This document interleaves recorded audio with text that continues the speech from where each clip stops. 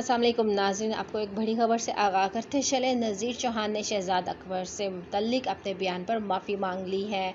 शहजाद अकबर ने कहा है कि मैं ख़त्म नबूवत पर यकीन रखता हूँ। इन्होंने अपना अकीदा क्लियर कर दिया है। मुझे किसी को काफिर कहने का हक़ नहीं है। मेरे बयान से अगर किसी की दिल आज़ारी हुई तो मैं माफ़ी मांगता हूँ। नज़ीर चौहान ने वीडियो पैगाम जारी कर दिया। अस्सलातु वस्सलामु अलैका सय्यदी या रसूलल्लाह व अला आलिका व सहबिका या खातमुन नबिय्यीन। पिछले दिनों मेरा शहजाद अकबर साहब को मैंने एक बयान में कहा था कि शहजाद अकबर साहब का कोई कादिरी ग्रुप से तल्लुक़ है तो अपनी वजाहत करें।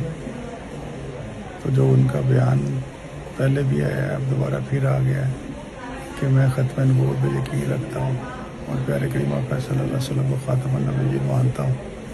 तो मैं समझता हूँ कि इन्होंने अपना अकीदा जो है वो क्लियर कर दिया है। जी हाँ नाज़रीन, तफसीलात के मुताबिक शहजाद अकबर ने कहा, मैं ख़त्म नबूवत पर यकीन रखता हूँ। इन्होंने अपना अकीदा क्लियर कर दिया। मुझे किसी को काफिर कहने का हक़ नहीं है।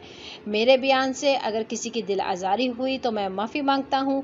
तबीयत नासाजी के बायस हॉस्पिटल में मुंतकिल होने के बाद नज़ीर चौहान ने वीडियो पैगाम जारी किया। तफसीलात के मुताबिक PTI के रहनुमा और रुकने सूबाई असम्बली नज़ीर चौहान ने दिल की तकलीफ़ के बायस हॉस्पिटल मुंतकिल होने के बाद अपना वीडियो पैगाम जारी किया है। इस पैगाम में इन्होंने PTI के सीनियर रहनुमा शहजाद अकबर पर लगाए गए इल्ज़ामात पर माफ़ी मांग ली है।